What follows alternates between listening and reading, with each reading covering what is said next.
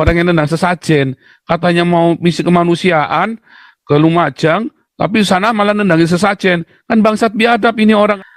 Ya kan? Yang nendangin sesajen, kurang ajar. Bangsat biadab. Sebelum Islam masuk Indonesia, sesajen itu sudah ada di sana. Sebelum Islam itu masuk ke Nusantara, sesajen itu sudah ada di sana. Bangsat biadab juga ini orang ya.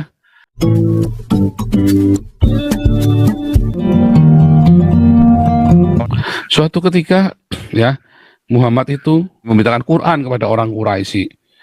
Tapi sambil memberitakan Quran kepada orang Quraisy itu, dia sambil mengolok-olok. Kamu ini nyembah batu, nyembah patung, ya kan? Nggak bener kamu.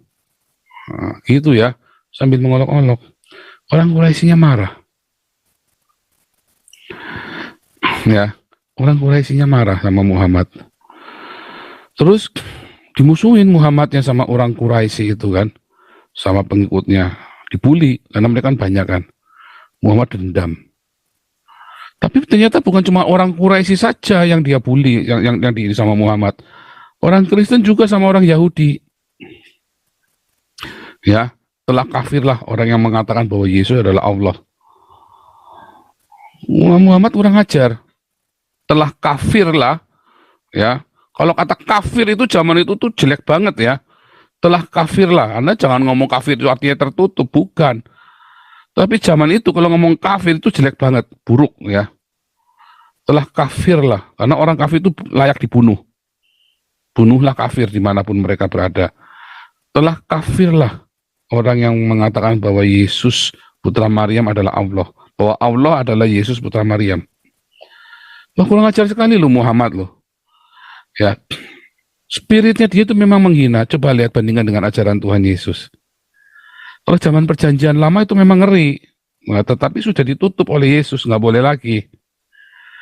Zamannya para rasul, nggak ada yang seperti Muhammad ngajarinya. Bahkan ketika Rasul Paulus pergi ke Athena, dia datang ke tengah-tengah kota. Dia ngomong sama orang-orang, hai orang-orang Athena, kepada Tuhan yang tidak kamu kenal inilah aku memberitakan tentang Tuhan yang tidak kamu kenal. Gara-gara Paulus ngeliat ada patung, terus itu ditulis kepada Tuhan yang tidak dikenal.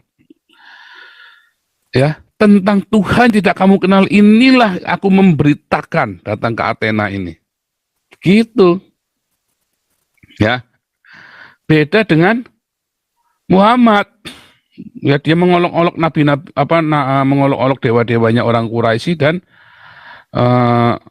pendapat, keyakinan, iman dari orang Kristen di Arab bahwa Yesus adalah Allah. Ya. Jadi sebelum Muhammad lahir ceprot, orang Kristen di Arab itu sudah menyebut Yesus adalah Allah. Ya, bukan Muhammad dulu yang bilang Allah. Ya kan, sebelum Muhammad lahir ceprot, Yesus itu sudah disebut Allah oleh orang-orang Kristen yang ada di Arab. Ya, bahkan di Madinah, ada orang Kristen, ada orang Yahudi, sudah makmur mereka di sana. Ya. Kemudian Muhammad ngacak-ngacak di sana, kurang ajar. Seperti orang Islam yang ini ya, masuk Indonesia dulu, masuk Nusantara, terus masuk ke Eropa sama. Akhirnya ngacak-ngacak, mereka ngatur-ngatur, kayak yang di Inggris itu ngatur-ngatur ya kan, bikin polisi syariah segala macam. Di Jerman kemarin di Köln sempet ya, di Köln sama di Hannover polisi syariah. Wah, dibubarin sama polisi Jerman. Anda nggak tahu polisi Jerman galak-galak ya. Oh, polisi Jerman itu kalau nangkep maling itu ya, kalau nangkep kriminal, polisi Jerman itu tinggi besar ya. Jadi kalau Anda nangkep itu dibanting sama dia. Saya ingat sekali di Köln itu ya, lagi Idul Fitri 4 tahun yang lalu. Tiba-tiba lagi Idul Fitri, tiap-tiap Allahu Akbar. Langsung sama polisi Jerman ditangkap, dibanting saudaraku. Dikira mau ngeletakin bom. Itu beneran ya, itu dibanting itu. Gara-gara dia tiap kalau Akbar di tengah lapangan. Langsung sama polisi ditangkap, dibanting. Nah, ngeri ya, ngeri. Oh, itu polisi-polisi syariah juga dibubarin ya. Saya nggak tahu sekarang masih nggak ya di yang di Hannover itu. Terakhir kemarin itu lagi nangkepin polisi syariah, saya juga lagi di situ ya. Tangkepin polisi syariah, dan polisi syariah ditangkepin tapi ya. Kalau yang di Inggris takut itu orang Inggris takut sama syariah, takut makanya dibiarin polisi jadi takut kalau masuk. Kalau di Jerman mah nggak takut, banting itu Anda berani pakai jadi bilang polisi syariah dibanting sama orang Jerman. Orang Jerman itu nggak takut ya, tinggi besar soalnya memang. Kalau orang Inggris kan relatif lebih pendek-pendek gitu ya. Kalau orang Jerman, orang orang Belanda itu memang ini ya, mereka memang dari keturunan tukang perang ya kan. Memang orang-orang yang hobi perang kan dulu kan. Kalau orang Belanda memang pedagang ya, sejak ratusan tahun yang lalu memang mereka pedagang. Yang pendiri bapaknya orang Belanda itu si William Oranje itu kan memang orang yang cinta damai ya. Ketika gereja Katolik menindas gereja Protestan, maka si William Oranje ini yang berusaha mendamaikan sampai akhirnya dibunuh ya. Dibunuh sama intelijen sama Raja Prancis ya, yang dibunuh sama Raja Prancis, diundang terus ditembak. Jadi orang Belanda itu dari dulu cinta damai ya. Jadi kalau datang ke Indonesia saya bingung kalau dibilang menjajah. Itu tuh konsep yang salah loh, bukan loh. Orang Belanda itu tidak menjajah loh. Yang membuat mereka jadi tampak seperti penjajah justru orang Islam. Karena orang Belanda datang itu, mereka datang bawa poliklinik, bawa pendidikan, dia bawa peradaban ke Indonesia. Ketika Indonesia mengalami kemunduran di zaman Islam, di zaman Hindu, Indonesia itu maju ya. Di zaman Hindu, Indonesia itu maju, luar biasa. Ya, mensejajarkan dirinya di dunia internasional dengan Cina, dengan bangsa-bangsa yang lain. Tapi di zaman Islam, Indonesia, Nusantara itu turun. Kenapa? Karena dieksploitasi sama sultan-sultan Islam, ditipu. Kemudian Belanda masuk, dagang rempah-rempah. Pertama masuk ke Banda, ya, masuk ke Banda itu si Peter Verhoef namanya ya, sama jadi itu ininya ya, jadi kaptennya Peter Verhoef ininya. Laksamananya, kemudian si JP Kun, dia hanya seorang ABK. Lalu mereka cuma 50 orang pergi ke Banda. Di Banda dibunuh mereka 50 orang itu. JP Kunnya lari. Makanya 10 tahun kemudian JP Kun datang, dia investigasi ceritanya Peter Verhoef kenapa bisa dibunuh. Karena dia kan lari kan, lolos kan. Nggak ada yang mau ngaku, dibantai seluruh orang Banda itu. Karena nggak ada yang mau ngaku malah ngajak perang, nantang perang. Dibantai lah. Sekarang siapa yang mau tanggung orang 50 dibantai? 50 orang Belanda dibantai sama orang Banda, siapa yang mau nanggung coba? Mereka datang nggak bawa meriam. Mereka datang tidak bawa tentara. 50 orang mereka mau dagang, dibunuh semua coba. Sama orang Banda yang beragama Islam itu. Dari situ awalnya makanya Belanda terus jaga-jaga. Jaga-jaga mereka datang selalu bawa meriam. Ya, itu si grupnya si siapa itu Pance. Saya lupa itu ya. Saya lupa namanya. Yan Cepondah ya. Yan Cepondah apa siapa namanya? Saya lupa itu, sebentar ya. Saya ada kok di Facebook. Sama Mario Page itu salah ya. Tak ajak ketemu nggak berani dia. Yuk kita cerita sejarah yang benar. Nggak berani dia. Mario Page saya ini juga nggak berani ketemu saya. Yuk kita cerita sejarah Indonesia yang benar. Saya kuliti ya cerita Indonesia, sejarah Indonesia.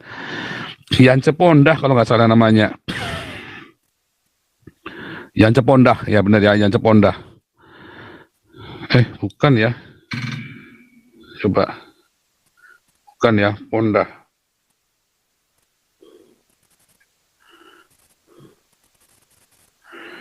Bukan ya, sorry ya, saya lupa namanya ya. Marjolein Pach.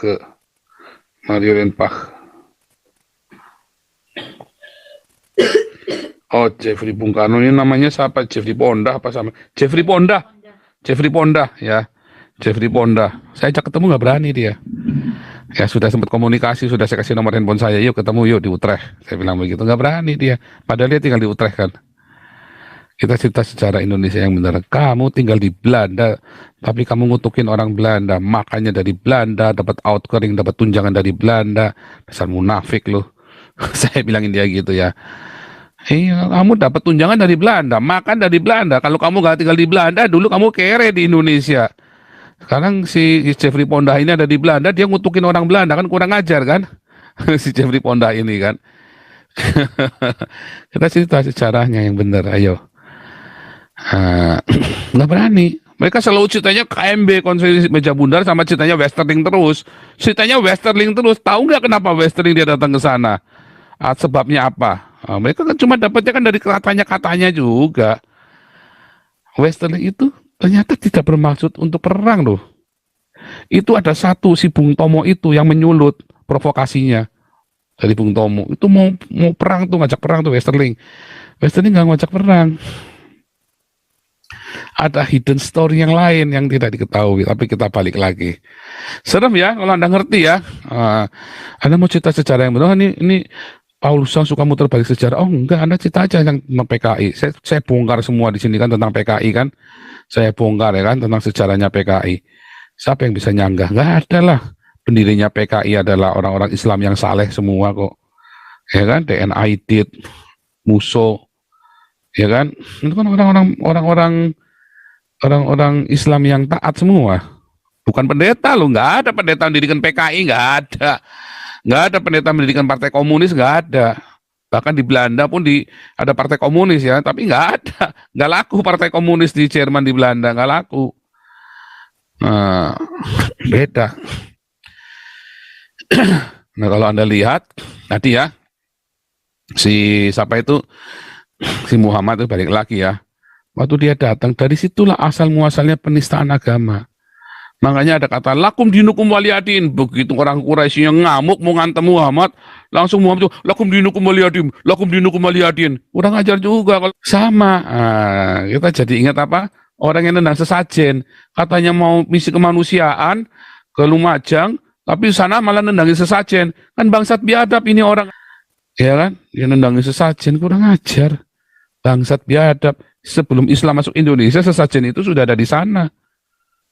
Sebelum Islam itu masuk ke Nusantara, sesajen itu sudah ada di sana.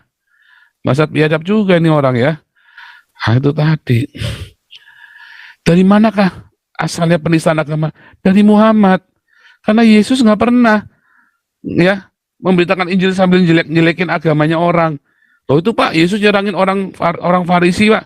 Loh itu kan orang Farisi, orang Saduki. Kulturnya Yesus sendiri, itu namanya bukan penistaan agama. Yesus sedang mengkritik, tapi dianggap menista. Tapi kan Yesus nggak bilang lakum dinukum waliyadin, nggak bilang begitu, dijabanin. Memang kamu salah kok, katanya Yesus kan. Memang kamu orang munafik kok. Kayak jadi saya nggak menista Muhammad. Saya memang berkata kamu orang Islam memang munafik semua, nggak presidennya, nggak wapresnya, nggak anak buahnya. Memang kalian munafik semua, ya, termasuk Kapolrinya. Coba bayangin, penistaan agama, udah jelas-jelas penistaan agama, masih bingung, layak nggak disidang, layak nggak dihukum, kan kurang ajar bajingan juga nih Polrinya kan, masih mau dibahas juga.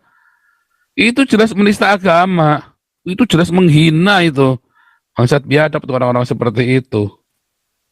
Ya kan, masih mau dipersoalkan layak dipidana apa enggak. Saya baru ngomong Muhammad cabul biadab saja, langsung di DPO 2 hari. Ya kan, pulang ya saya udah jadi telenan, udah jadi hancur, udah jadi martabak, udah jadi daging cincang saya kalau pulang Indonesia. Ya enggak? Dari mana ya? Dari Muhammad yang pertama ngajari menista agama. Pertama kali penistaan agama dilakukan oleh Muhammad, ya, ngatain apa namanya, Torah sudah dipalsukan segala macam, sudah dirubah-rubah, ya.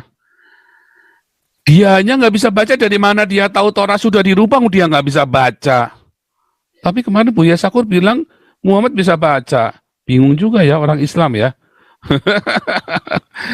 Bingung juga orang Islam. Kemudian serem lagi ya, dikatain lagi si Muhammadnya, ya, sudah ditolongin sama orang Yahudi. Coba, Muhammad itu kan kabur dari Mekah, tenggelam, peteng hilang. gara-gara mau dibunuh orang Quraisy kan, karena dia menista agamanya orang Quraisy kan, ya, patung-patungnya semua mau dimusnahkan semua kan sama Muhammad kan. Makanya saya nggak percaya ada moderatan itu, saya nggak percaya. Karena memang Muhammad yang ngajarin begitu. Patung-patungnya dirusak semua sama Muhammad. Udah ngajar.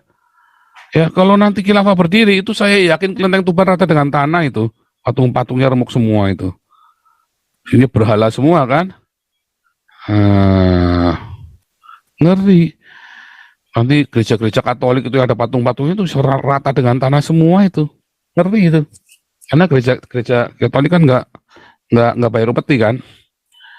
Nggak bisa karena kan audit kan. Kalau gereja Betel kan bayar upeti, bayar jisah kan. Karena kan keuangannya kan yang pegang ibu gembala. Kalau gereja Katolik mana bisa bayar upeti, nggak bisa, ya kan?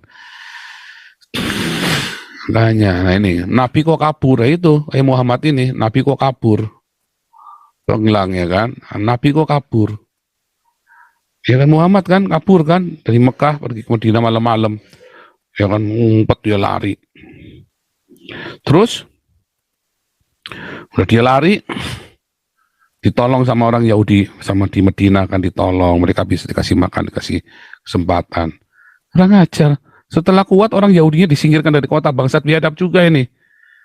Itu yang terjadi dengan di Kosovo.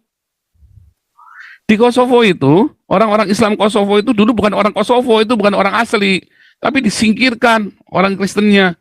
Sama yang di Turki, itu bukan orang Turki yang sekarang itu orang dari Ottoman, orang-orang dari Seljuk, Mamluk, yang mereka pergi ke Turki. Ya, golongannya Osman. Kemudian disingkirkan orang-orang Turkinya, dia pada pergi. Pada ngungsi, ya itu beneran itu ceritanya. Jadi orang Yunani yang asli yang ada di Turki, yang di Asia Kecil itu udah nggak ada, disingkirkan semua. Kalau dia nggak mau jadi Islam, itu Islam caranya begitu. Termasuk nanti kalau di tanah Arab, kalau di tanah Jawa, begitu.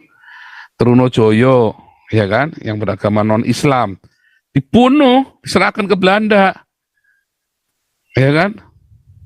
Sultan-sultan Islam ini yang ngasihkan ini. Supaya Anda sadar, pinter di channel ini. Ya, supaya Anda pinter. Memang itu polanya Muhammad. Datang rubah sejarahnya. Dirubah sejarahnya semua sama Muhammad. Seakan-akan dianya yang paling hebat, seakan-akan yang sempurna. Buatku, makanya Anda kalau pergi ke Arab, pembantu, kalau di Arab itu boleh ditiduri. Dulu pernah kita bahas ya, pembantu itu boleh ditiduri di Arab. Kalau dia lapor polisi, dia malah dicambuk karena menista, karena mencemarkan nama baik keluarga majikannya. Pembantu di Arab itu boleh ditiduri.